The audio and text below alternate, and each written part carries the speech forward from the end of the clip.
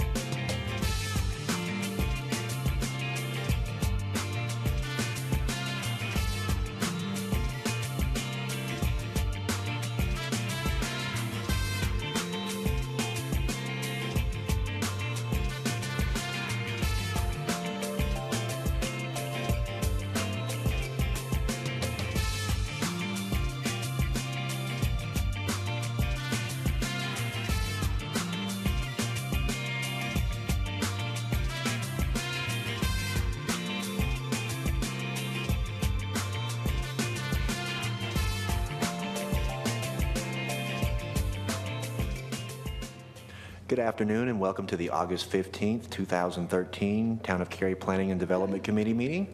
I'm Don Frantz. To my left is Mayor Pro Tem Gale Adcock, and to my right, Councilman Ed Yerha, and to his right, Town Manager Ben Shiver.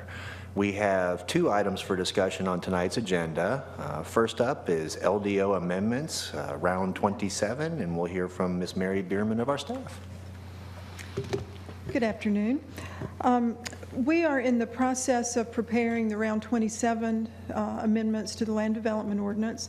We'll be bringing the draft amendments, hopefully with the text for most of the items, at your next P&D meeting. And then the public hearing process would begin in October with the public hearing, and then continue on from there with hopefully adoption of the next round of amendments in January. One of the items is related to allowing single-family homes as a use in some of the downtown area. Most of this area is in the HMXD subdistrict, and currently single-family homes are not allowed. We have received two requests from citizens and also direction from Town Council to take a look at this item. So we wanted to bring that to you tonight and get some preliminary feedback on that and just give you some information. There were two requests, as I mentioned. One related to a request to add a single-family residence behind an existing commercial building on Academy Street that's in a historic structure. And there are some issues that come up with that, in addition to if you assume allowing single-family use in the district, there's still some additional issues that come up because there's not a lot of road frontage. We would need to be looking at how that could occur, and our best approach for that, we think, is to look at perhaps expanding the applicability of flag lots so that we could incorporate that kind of use. The other example that we have raising the expansion of the single-family uses is also behind an existing historic structure where the property owner would like to add a couple, 2 or 3 single-family residences. But in that case, they would prefer not to have to subdivide for a variety of reasons. One approach to that type of scenario could be to make some changes so that a condominium form of ownership, where there would be common ownership of land and then working with individual ownership of the buildings in a condominium style, could be an option. So those are a couple of approaches that we could use to address that, that issue. In evaluating these changes, we did have some concerns that we pointed out in your staff report. There's a general concern that we had with intensifying the uses in the HMXD district just to maintain consistency with the TCAP, the Town Center Area Plan, just to maintain the goals of intensifying the area and promoting the more commercial and higher intensity development that's envisioned in the TCAP. However, when we look specifically at the areas where these requests come from, and we look specifically at the area within the historic district, the concerns that we have with allowing those uses are not so significant, because we would not expect the historic properties to redevelop in the same way that other properties would. And in fact, such a change could help encourage the maintenance of the historic structures and the, keeping those historic structures, which does further the goals of the plan. So we just wanted to point out those concerns. We'll be working on draft ordinance text that we'll bring, as I mentioned, we'll bring to you next time. We will need to look at design standards, because there are issues, because the lots are small, to make sure that there's safety issues addressed, and parking and dimensional type standards that will need to come into play with that. But so we will be looking at those kinds of issues and bringing that forward to you.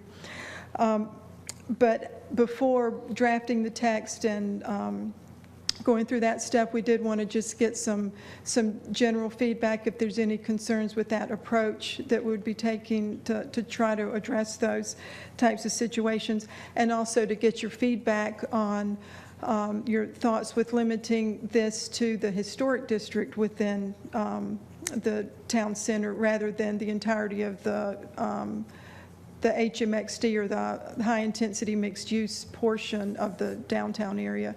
And also, one consideration could also be to further limit that to the portions of the historic district that actually have contributing structures. So we just brought this forward to you just as a conceptual approach. You've got some information in your staff report, and we're just looking for some feedback with that before proceeding on with crafting actual ordinance language. Okay, thank you, Ms. Bierman. Just so I'm clear, as far as process, you're looking for kind of a gut check feedback to make sure, are we on the right path, not on the right path? Would this, regardless of what the committee determines, would this still need to go to council at the next council meeting to get council approval before you all start continuing your process? I think that would just be the normal. I mean, if the committee is in agreement and it goes, if these items go forward on the consent agenda. So it would be on a council agenda then? Yes. Okay. And then you would draft the text language if then everybody's depending on what council. Did it really? Okay. Which one of you would like to go first? Mr. Yerha, Mr. Yerha. you have a... Well, I'm not real comfortable with this one. I give you credit for being very creative in finding a solution to the requests that came before us. That's for sure, for looking at this and figuring out that perhaps the historic district may be the spot to do this in. Of course, I have concerns when anything happens in the historic district, especially when it might wind up in making the district a little less restrictive than the rest of downtown. But even more than that, just in general, it just looks like we're trying to stretch or bend an ordinance to fit these specific situations, and I always have trouble with that generally also. I don't think it really does a lot to advance our philosophy for downtown. I don't know how it benefits the well-being of the town as a whole, and you add the complexity that you may need some really special design standards, and if it could result in flag lots, that's another thing I've never liked, is flag lots. I don't think too many of us have. So anyway, just putting all that together, I'm not real comfortable with that recommendation without going into any more detail. Certainly if it does move forward, and it probably will, before we do anything to historic district or make these changes, it would be a good idea to engage the Wake County Historic Preservation Commission just to, I think, get their opinions as to whether it would do any harm to those structures at all, in their designations. But I'm not real comfortable with it. Okay, Ms. Adcock? Well, I always appreciate Mr. Yerha's perspective on our historic district. But I'd add just a slightly different perspective, too. I like Ed's idea about checking with the Wake County Historic Preservation Commission to make sure this would not in any way damage these structures designation. But I also wonder if there are any other local municipalities, and by local I mean in our state, who've done anything like this and how it's turned out. So, were they happy, were they not happy, how did it look, and those kinds of things. I would just say I'm not 100% opposed to this, because as I think about downtown, and I know we're going for, more density and that kind of thing, but as you think about these, and I'll think about the historic home at this point and what I call the little cottages or so behind there, 2 or 3, it allows us to have folks there at still higher density than if you're doing single-family homes in the traditional way that we think of, and it provides that diversity of housing stock that we say we're trying to get. So everything's not necessarily vertical or that kind of thing. I think it could look a little charming, particularly if it met our design standards. That I believe what you said, Mary, was it would have to meet our current design standards, not that we'd have to create new design standards. Or did I misunderstand you? Well, we would need to take a look at the ordinance right now is not really set up in that kind of situation to have multiple detached dwellings on a lot, so we would need to take a look at that. There's some issues that need to be looked at, for example, with parking and access, because in a situation where you're not subdividing the property, you're not having to deal with creating, road frontage issues or creating road access, but you do need to ensure that you have parking addressed in our ordinance. In the HMXD subdistrict now, we don't have parking requirements for non-residential uses, but there is a parking requirement for residential use with, I believe it's 1 space per unit. So we would need to ensure that this was done in a way that parking would be provided on site, appropriate for each of the lots. There are, other issues that come up. For example, with how utilities would be addressed, mailboxes, things of that nature, so that you, so that you don't end up with clutter, adjacent to the street. But so there are some issues that we would have to fine tune, I'm sure, as we look at the standards that would apply to make sure that. So Mr. Yerha's right then, is our design standards might need to be changed to address the desire of a property owner to do something like this. Yeah. Mary, offhand, do you remember, or has it even been proposed at this point, what the square footage of those little cottages would be behind that historic? I don't recall. I know sometime, I believe last year, we did have a pre-application meeting and looked at a rough sketch, but it was very conceptual, and I don't recall any specific square footage. Thank you. I would just say that I do think this, before you guys spend more time, drafting text, you're very wise to bring it to us, and I think we need to hear from all 7 of us before we go any further with this. I would agree to that. I would agree as well. I'm kind of, I guess maybe I'm in the middle here. You really are. I see a lot of positives on this. I mean, it does further our goals as far as bringing more residents downtown, increase property values and taxable property, and just diversity of uses and all that. But at the same time, I worry that, 50 years from now, when these 2 historic homes are, still there, are people going to look at this and what was done and go, that was a good idea, or dang, that was a dumb idea? And I'm not sure which one it is yet. The request number 1, behind the business, doesn't really give me a lot of heartburn. The individual there has been very responsible with that property, invested a lot of time and effort, and really done a lot with it, and I think he'll do a wonderful job with the home behind it. But as stated in the staff report, we're not sure that person's going to be there forever. I mean, they could up and sell it in 5 years or 5 days, who knows? But so there's a little bit of a concern there. The one that really, I guess, concerns me more is the historic residents that's submitted their proposal. And, do I just, because to me it's not just the home that's historic. It's all that's with it, you know. It's the property. It's the gardens and stuff in the back. And you know, how does this impact that? And I'm not sure yet. And then my other question is, while it might work for these two, I don't know that it's going to work for any of the other properties throughout the historic district. And I like the fact that the council has, you know, the ability to weigh in on this and make a determination. I almost, and again, I'm torn on this one too. I'd almost like us to have that same say on future requests if we chose to do something in the historic district. But then I also hate to create a burdensome process that every time somebody wants to do something, they have to come get council approval for it. So I would agree. I would love to hear what the other four of our colleagues have to say. Quite frankly, I agree with Mr. Yerha and Ms. Adcock on two different trains of thought here. Number one doesn't give me as much heartburn, I think, as number two does. If I may make one comment with regard to the first option, just to make sure that everybody's aware of this.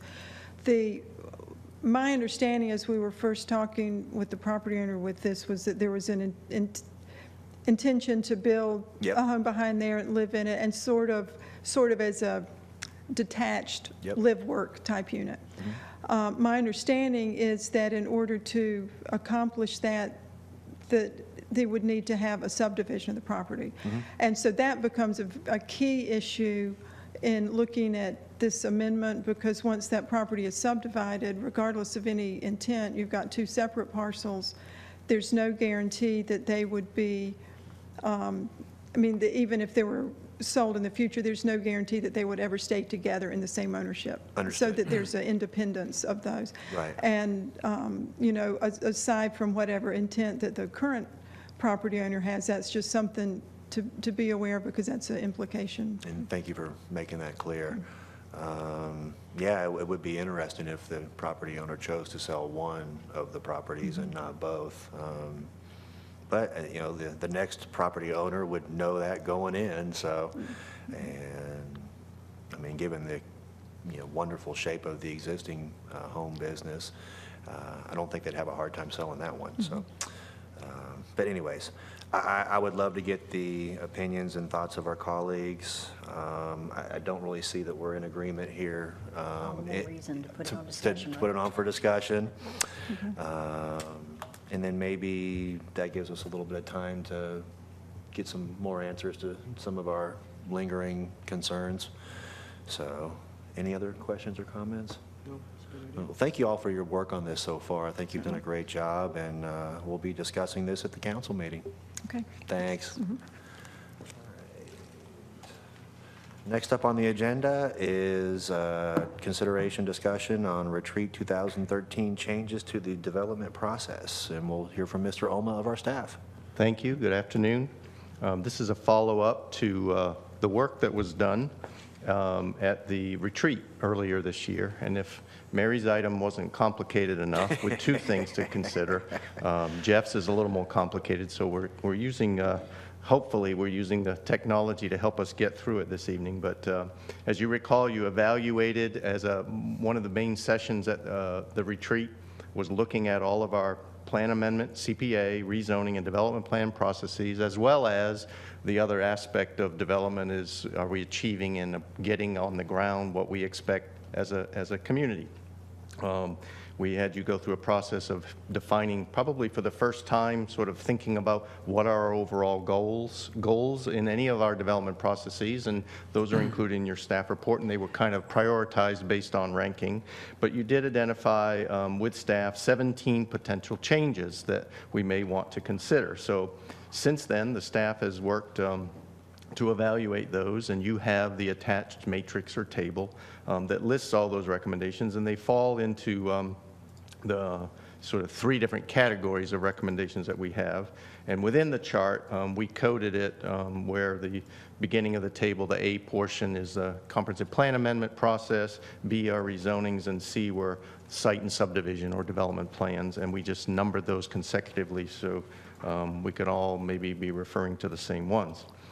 So here's an example of what the staff, the matrixing covers in terms of the staff report. So we've broken these down and listed them in 3 categories.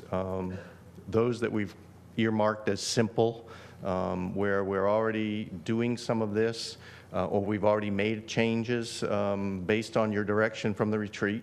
You may have reinforced a process that already existed, so there is no work required to change that, or that we could make some changes, and there are a lot of administrative or process components that you talked about, and we could make those changes quite easily. And then others may be things we can't do now because we have to wait till some other action occurs. So you have about 10 of those out of the 17 that staff put in that category.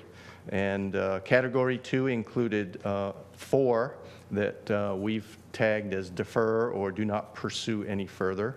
They'll either be also addressed with some other initiative, or they may not be supported by the existing enabling legislation we have. A couple of those, I think B8 and B9, dealt with protest petitions and information there and those kinds of things. And the statutes give us some pretty strong direction on how that ought to operate. But the one where we want most of your discussion is category 3. There are 3 of these. They are more complicated, and we'd like to hear from you first before we continue to work on those. And our recommendation would be that we proceed with the category 1, simple changes, administrative, staff report, boosting and enhancing our staff reports to provide the kind of information that you're interested in. Do not pursue the category 2 changes, and then look at preparing LDO amendments for future consideration in category 3. And they cover 3 topics that I'll go into a little more depth here. The first one is B7. It's the council request for us to look into additional informational or orientation meetings for our citizens as we deal with rezoning. So staff's suggestion, and we've looked at other communities, and we may have shared some of this at the retreat as well. Our recommendation is that we would incorporate an informational meeting that would be hosted by the town, by the staff. And we've lined out for you in the table sort of the preliminary way that we would say that this could work, the timing of it. We would do it for all rezoning. So if we receive 5 rezoning requests in a month, we would do it one time, have one informational session where citizens would be notified if they wanted to come in and just generally hear about the rezoning. This is what you're going to be looking at in terms of the process. They could meet the applicants there, and then we would still require the applicant to conduct the more detailed neighborhood meeting that presently occurs outside of the process and probably causes confusion because you all get calls, and we do too, about a rezoning that hasn't even been submitted to us. So we would be putting all of this under the process. So you would start with an application, we would move to this informational orientation meeting, and then we would go to the neighborhood meeting that the applicant would conduct and any others they would do, and then move on through the process. Just a couple of notes here in terms of the resource implication for that, obviously, is conducting, if we do it monthly, 12 additional evening meetings for staff and others to be able to come to, and notices and those kinds of things from a cost standpoint. And you would be adding at least 1 more month to our rezoning process in order to make this all happen in that time frame. So that is the first one in category 3. In conjunction with that would be making sure we're very clear, and it's not always been clear, and it's not even in the ordinance necessarily, how that applicant neighborhood meeting gets conducted. So we would actually propose to go in and specify how that goes, the timing of that as well. So you have this informational meeting we're conducting, and then a little bit more structure for the meetings that applicants would conduct on those individual cases. So we line out for you how that would work. The next area was an item B12 was to consider adding a sketch plan as a condition of a rezoning. As you know, we have lots of cases where folks want to know how a development is going to lay out, or they may even share a preliminary layout with neighbors or staff or council, but it's not a condition. And so our recommendation at this point is if we wanted to include that, we would make that optional as part of a rezoning. If somebody clearly wanted to add that, it would become a condition of rezoning. This attached sketch, like you have other illustrations and things that clarify the wording of the conditions, you would have a layout. We'd have to figure out then, recognize that some of those plans would ultimately change over time, but to what degree? And we need to figure that out in advance and write it in the ordinance.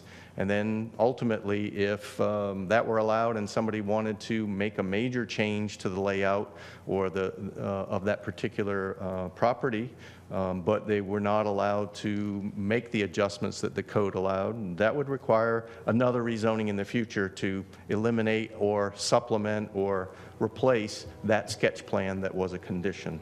So that's that one. And the last one deals with the question of review of development plans. And we broke this out into two parts. We think it covers maybe two areas of concern with council. One, at the beginning. So what authority? I mean, we have a lot of staff administrative authority to review development plans.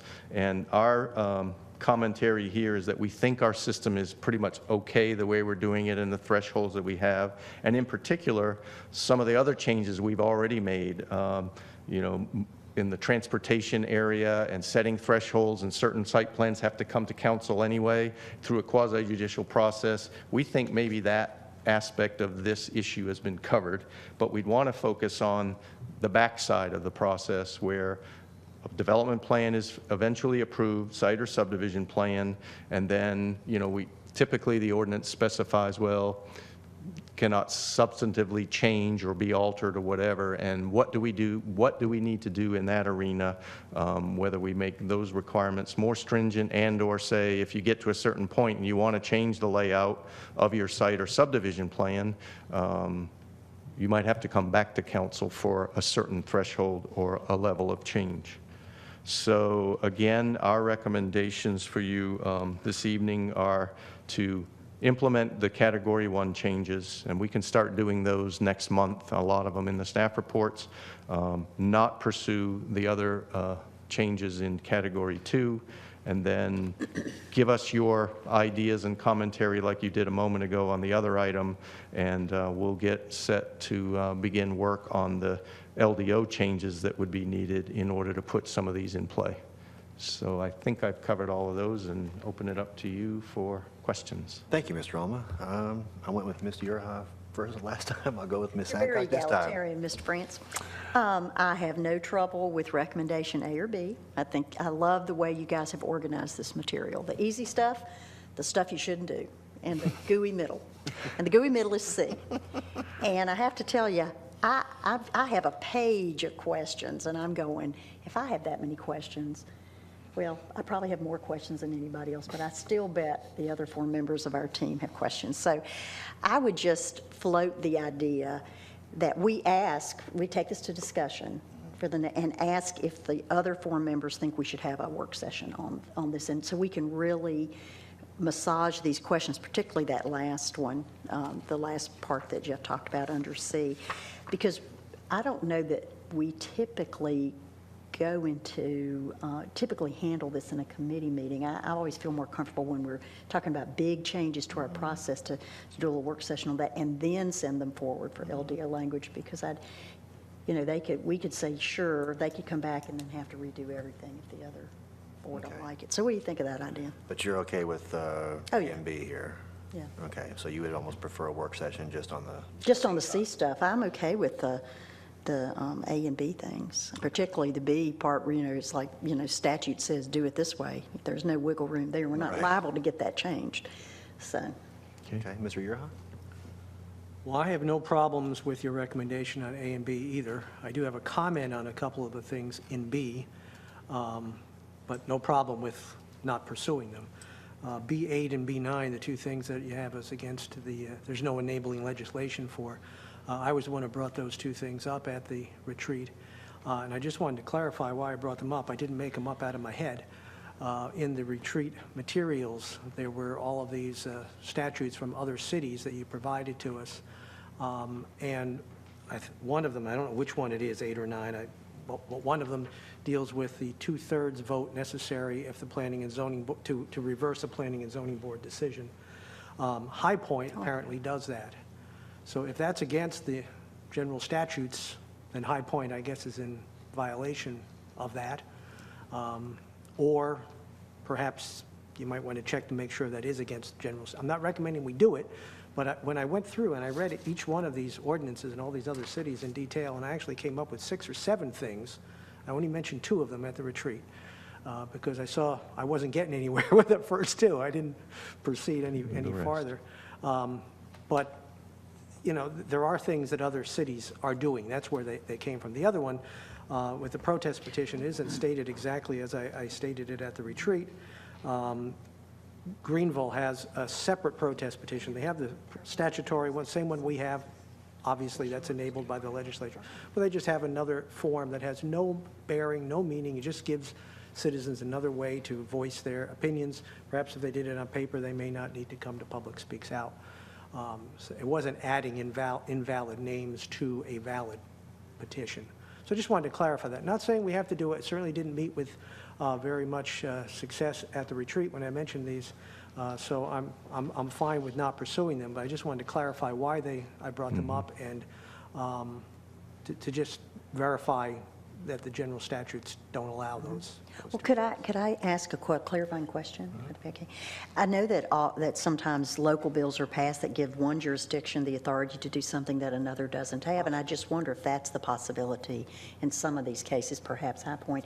And there's no rhyme or reason to it. It's who got to the table first and said, "Let me do this," and then afterwards the door was closed. I mean, we've seen that happen with several things. So I just wonder if that's We can follow up on that, and it could be something we'd look rather than assuming High at. Point is breaking the law.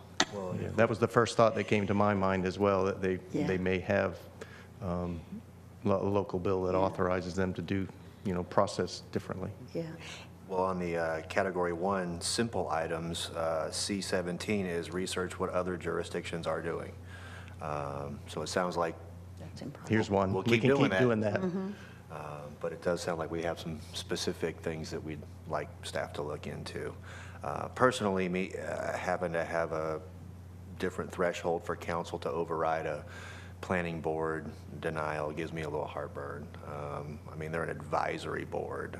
I don't know that we're expecting them to act as another town council, so we're looking for their input and their advice, and we value that, but I don't know that that one board should trigger, a supermajority of council. But I would have to say I agree with that, but since I had felt that the Category 2, the B recommendation wouldn't make it, I didn't go into detail. But yeah, I would not want to have a supermajority vote to overrule P&Z. I think of all the times we don't agree with them. well, we agree with them more often than not. Not But, really. I'm sorry, were you finished, Ms. Well, I sorry, just Mr. Yerha. wanted to mention that, and you made those opinions clear at the retreat, by the way, too. Which is why I'm You have a fine without steel-trap mind. I don't remember pursuing saying any anything. further. But as far as C, I kind of like all of the things you have there as far as, investigating them further, but there's nothing here that stands out like, oh, no, we don't want to do this, I think they all have some merit to them, so a work session, or at least as part of a work session coming up, I think would be a good idea to. Yeah, I don't think it would take 2 hours. No. I think it could be one of several agenda items. Unless you were going to help us write the ordinance right then. That's then just we what might- you want, Jeff, right? That's helping you write ordinances. That's above my pay grade. Oh, too funny. That's it. Okay, thank you. Can't really say that I disagree with my colleagues again, as much as I want to. Let's see, I had some notes here. Yeah, the complicated ones, which I had questions and concerns about. I would agree. I would like us to maybe spend 30, 45 minutes on this at a work session where we, have other topics to consider.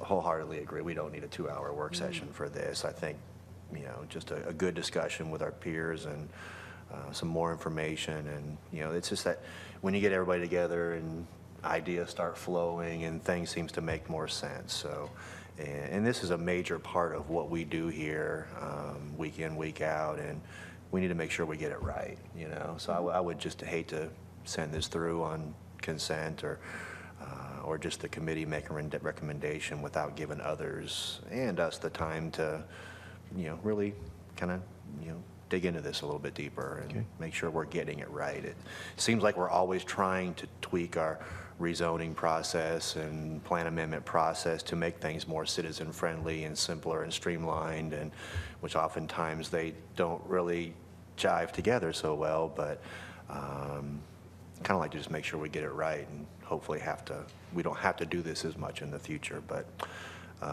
so we're all okay on the category 1 simple stuff. Okay. Category 2, we're all okay not doing anything there. Okay. So it sounds like we're okay with staff recommendations on 1 and 2, and that we'd like a work session at a future date for the category 3 items.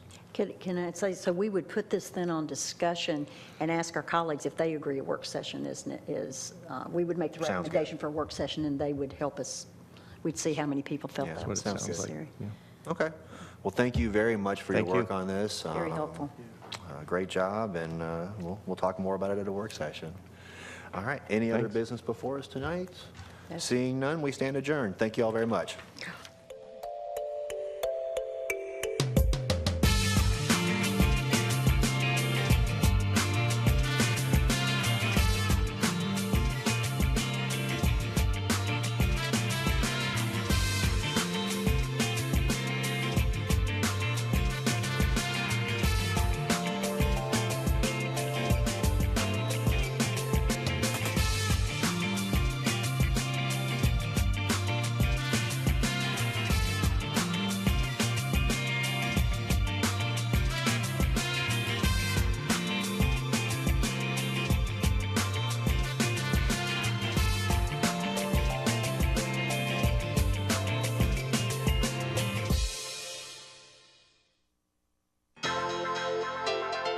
This has been a production of Cary TV.